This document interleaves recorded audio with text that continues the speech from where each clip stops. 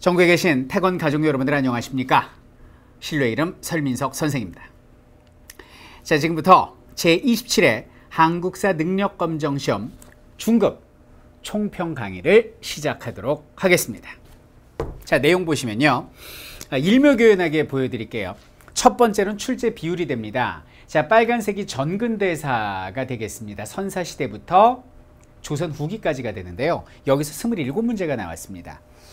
노란색은 근현대사, 개항기부터 현대가 되는데요. 17문제가 나왔으니 대략 뭐 한 3대2, 6대4 정도의 비율을 유지하고 있고요. 통합 문제가 상당히 많이 나왔다는 게 포인트가 되겠습니다. 자, 두 번째, 시대사별 출제 비율을 보면요. 말 그대로 골고루 출제가 됩니다. 고급의 경우는 조선시대 후기가 가장 많이 출제된 반면 특이하게도 고대 문제가 많았고요. 전반적으로 골고루 공부를 해야 시험, 합격증을 취득할 수 있는 이런 특징이 있어요. 그러니까 뭐 어디서만 문제를 내면 얼마나 좋겠습니까? 거기만 공부하면 되니까. 하지만 시험은 그렇게 만만치 않다라는 거 보여주고 있고요. 자, 그리고 분류사별 출제 비율이 굉장히 크게 와닿는데요. 정치사가 단연 점수 받치다라는 겁니다. 갈수록 이렇게 돼요. 수능이 이렇거든요. 요새 고등학생들이 보는 수학능력 시험을 보면 문화사의 비중이 낮아지고 정치사의 비율이 높아져 가고 있습니다. 정경사문 중에 전통적으로 정치사와 문화사가 대부분 이제 점수 받친데요. 이번 시험은 고급이나 중급이나 전부 다 정치사에 편중이 되어 있어요. 그래서 앞으로는 우리가 정치사에 좀 더 힘을 실어서 학습해야 되지 않나라는 생각을 해봅니다. 자, 중급 특징 난이도를 말씀드리도록 하겠습니다. 전체 난이도는요, 중이라고 말씀드릴 수 있겠다. 상대적으로 그닥 난이도는 높지 않은 편입니다. 꼼꼼히 우리가 역사를 전반적으로 한 번 정도만 우리가 공부를 해주면은 무난하게 합격증을 딸 수 있는 그런 시험이다라고 말씀드릴 수 있겠고요. 자, 두 번째 보시면 특징이 편중된 출제 비중, 방금 말씀드렸다시피 정치사를 중심으로 공부를 하자라는 교훈을 주는 시험이었고요. 자, 두 번째, 수능 유형을 반영을 합니다. 그래서 이 사이식이라는 게 뭐냐면 예를 들면 뭐 동학이다. 그러면 뭐 고구밀란을 주고 그리고 전주화약을 줍니다. 그리고 이 사이에 있었던 사실로 옳은 것은 한마디로 스토리로 역사를 전개 과정으로 이야기로 알아야 풀 수 있는 형태의 문제가 나온다는 거죠. 어떤 스토리를 이해하지 못한 단순함기로는 절대 풀 수 없는 그런 문제들이 많이 출제되고 있습니다. 자, 세 번째입니다. 세시풍속, 민속놀이 이런 것들은 항상 매회 출제가 되는데 이번 시험은 안 나왔어요. 그래도 다음 시험에 나오지 말란 법이 국회에서 통과된 적은 없으니까 우리 꼼꼼히 준비하고요. 가장 귀추가 주목되는 건 뭐냐면 시사적인 거라는 겁니다. 금년에 우리나라의 그 백제유적지구가 유네스코에 등재된다라는 어떤 국가적 경사가 지금 우리를 기다리고 있지 않습니까? 그것을 그대로 반영해서 백제의 수도였던 웅진, 공주를 묻는 형태의 문제가 중급에서도 출제되고 고급에서도 출제가 됐습니다. 가장 시사에 민감하게 반응하는 것이 한국사 능력검정시험이다 라는 것을 알 수가 있습니다. 자, 그럼 본격적으로 50문제 중에 가장 난이도가 어려웠던 문제 혹은 우리가 꼭 주목해봐야 될 문제 5문제를 뽑아서 여러분들께 다음 시험의 지표가 되드리고자 28회, 29회 시험에 지표가 되드리고자 이 강좌를 만들어 봤는데요. 자, 어떤 문제들이 기다리고 있을까요? 자, 먼저 좀 양해해 주실 것이 저는 모든 문제풀이를 다 파워포인트로 일일이 만들어서 이렇게 설명을 해드리는데 이 한국사 능력검정 시험의 경우는 저작권이 국사편찬위원회에 있습니다. 그래서 문제를 쓸 수가 없어서 교환을 따로 만들었거든요. 5문제 뽑아서. 그러니까 요거를 태권에 두는 자료실, 이투스 학습자료실, 한국사랑도 자료실에서 다운로드 받으실 수 있으니까요. 요거 다운받아서 같이 한번 풀어보시면 좋을 것 같아요. 자, 그리고 요거 보는 방법은 왼쪽에 문제가 있고요. 그리고 오른쪽에 어떤 문제의 포인트가 있습니다. 포인트를 읽어보시고 같이 문제를 푼 뒤에 애프터학습 포인트라고 그래서 이 문제를 통해서 얻을 수 있는 교훈을 다지고 가자라는 거. 단순히 답만 맞추고 갈 게 아니라 그런 팁을 드리고 문제풀이 시작하도록 하겠습니다. 그럼 첫 번째 문제를 보도록 하겠습니다. 자, 이번 문항번호 4번 문제가 되겠습니다. 27회 중급 4번 문제가 되는데요. 무슨 학생들이 헬기를 타고 다녀요. 이곳은 사적 12호인 공주곤산성입니다. 백제 두 번째 도비였던 웅진이 바로 이곳이지요 라고 이야기를 하고 있습니다. 유네스코 문화유산 등재에 어떤 민감하게 너무 미구나. 이렇게 되겠죠. 금강이니까 금강, 중류에 있는 웅진 이 지역을 헬기를 타고 있습니다. 시사적인 문제죠. 자, 백제가 이곳으로 도읍을 옮긴 이유가 무엇인가요? 이유가 뭡니까? 원래 백제의 수도는 여기는 서울 위례성이었는데 고구려의 장수왕이 남진 정책을 피면서 수륙 병진으로 위례성을 함락하니까 쫓겨내려간 거 아닙니까? 그죠? 정답은 몇 번이 되겠습니까? 자, 볼게요. 백제의 성왕이 관산성에서 전투하여 전사하였기 때문입니다. 이거하고는 전혀 관련이 없고요. 황산벌 전투에서 신라군한테 패배하였기 때문입니다. 이것도 한참 뒤죠. 한참 뒤. 백제 멸망을 이야기하는 거고, 귀족 세력을 억누르고 왕권을 강화하기 위해서입니다라는 건 웅진에서 사비로 천도한 성왕의 업적을 이야기하는 겁니다. 고구려의 공격으로 한강 유역을 빼앗겼기 때문입니다. 요게 정답이 되겠네요. 그래서 4번의 정답은 4번 이렇게 주면 되겠고요. 자, 5번입니다. 낙랑군을 공격해서 중국 세력을 몰아낸 건 고구려와 관련된 내용이죠. 미천왕의 업적이 되겠습니다. 결국 이 문제는 어려워서 골랐다기보다는 시사형 문제가 이렇게 출제될 수 있다라는 교훈을 드리기 위해서 골라본 문제가 되겠습니다. 시사에 항상 귀추를 주목합시다. 자, 그 다음 문제를 보도록 하겠습니다. 문제는 6번 문제가 되겠네요. 문항번호 6번. 인물 문제가 되겠습니다. 가나 인물에 대한 설명으로 옳은 것은 이렇게 나오는데요. 자, 삼국시대 인물이라고 가르쳐주고 있습니다. 이게 중급이에요. 뭐 유추하고 추론하고 이렇게 하면 고급이 되는 거고 딱 시대를 가르쳐주죠. 첫 번째는 뭐냐면 영유왕을 제거하고 망리지가 되어서 권력을 잡았습니다. 자, 고구려의 대망리지 하면 누가 떠오릅니까? 바로 연개소문이구나 라는 걸 알 수가 있습니다. 자, 나의 인물이 누군지 한번 보도록 할게요. 자, 가는 고구려의 연개소문이고요. 자, 나입니다.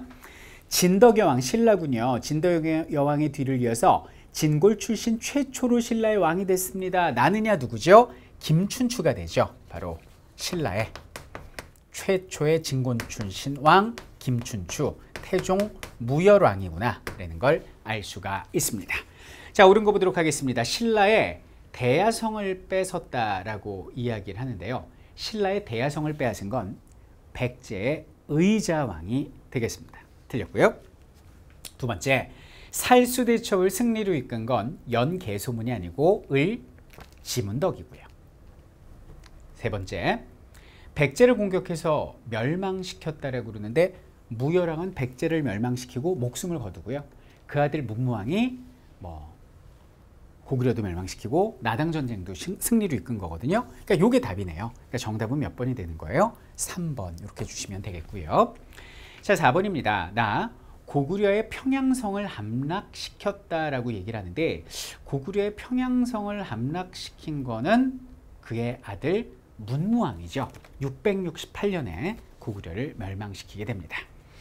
5번입니다. 가나 당과 군사동맹을 체결하였다라고 얘기를 하는데요. 당과 군사동맹을 체결한 거는 여기는 신라의 얘기지 고구려하고는 관계가 없는 내용이 되겠죠. 그러니까 결국 정답은 몇 번? 3번 이렇게 주시면 되겠습니다. 자, 그래서 여기 있는 그 정치사 파트에 특히 인물과 관련된 내용을 우리가 스토리텔링 형식으로 꼼꼼히 기억해야겠다라는 것을 강조하기 위한 그런 이유에서 이렇게 문제를 골라봤습니다. 자, 6번 봤고요. 자, 이번에는 뒤로 훌쩍 넘어가서 31번 문제로 떠나보도록 하겠습니다. 볼까요? 가라 유적지를 답사 일정에 따라 옳게 나열한 것은 이렇게 나옵니다. 자, 동학 나왔습니다. 이 동학은요, 정말 시험에 잘 나오는데 매회 출제가 되는데 전개 과정을 묻습니다. 전개 과정. 전개 과정. 어떻게 전개가 되는가. 그래서 이것을 순서대로 나열을 하면요. 승리의 함성 황토영 전투다라고 그러는데 고부밀란이 벌어지고요. 고부밀란이 벌어지고 1차 동학농민운동이 벌어집니다. 그것이 바로 1차 동학농민운동에서 승리한 것이 황토연 전투가 되는 거죠. 자, 그리고 나서 전주성에서 화해의 약속을 맺고요. 그 이후에 정부가 약속도 지키지 않고 일본이 우리나라에 들어와서 행패를 부리니까 일본 놈 몰아내겠다 그러면서 2차 동학농민운동이 벌어졌다가 아쉬운 라 공주 우금치 패배를 하게 되는 것이죠. 패배. 그러니까 순서대로 나열을 하면 나가달라.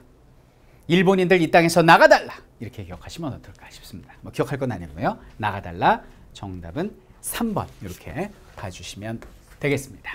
자, 31번이었고요. 이번에는 46번 문제로 떠나보도록 하겠습니다.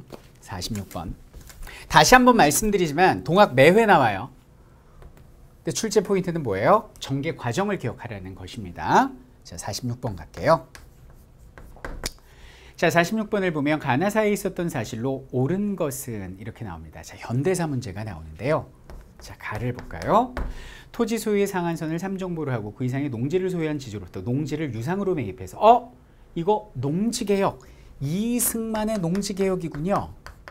사실 중급이면 이승만 이후 이렇게 대통령으로 끊어줘도 충분히 문제가 풀리지만 이승만의 농지개혁법은 1949년에 재헌국회에서 통과가 되고 실시가 된 건 50년입니다. 알아두면 약이 되지 독이 되진 않아요. 자, 이승만 정권 때고. 자, 나가 언제입니까? 정부가 외자를 도입해서 수출 산업을 적극 육성한 결과 수출액이 처음으로 100억 달러 달성. 오, 이게 언제죠? 바로 박정희 대통령 때입니다. 이렇게 대통령으로만 끊어도 문제는 풀리는데 조금 더 깊이 알아두면 뭐 나한테 살이 되지 뭐.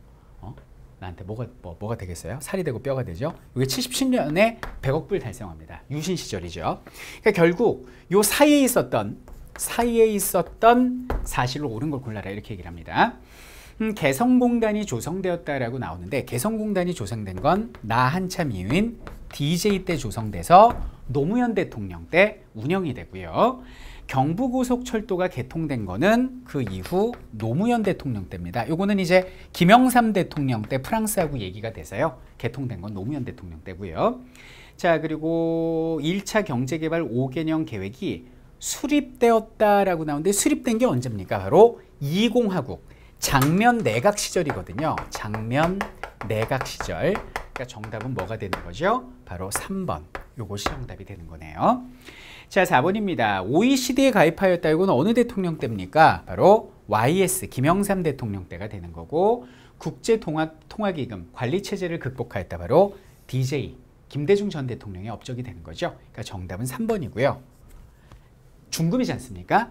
대통령으로만 끊어도 충분히 풀 수 있습니다. 근데 요거 써드린 거는 조금 있어 보이라고 심화적으로 좀 있어 보이라고 써드린 거고 포인트는 대통령별로만 끊으면 된다는 거 말씀드리고 싶고 하여튼 현대사는 사건의 흐름을 묻는 문제가 자주 출제가 되고 있는 만큼 개념을 이야기 형식으로 확고히 정리하라는 말씀을 드리고 싶습니다.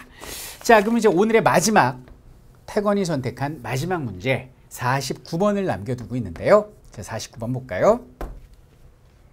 가에 들어갈 내용으로 옳은 것은 이렇게 나옵니다. 자, 6.25예요. 6.25도 동학과 마찬가지로 무조건 전개 과정이 시험에 나와요. 전개 과정이.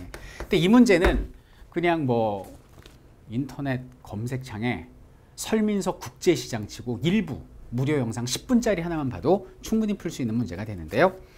자, 북한군이 서울을 점령합니다.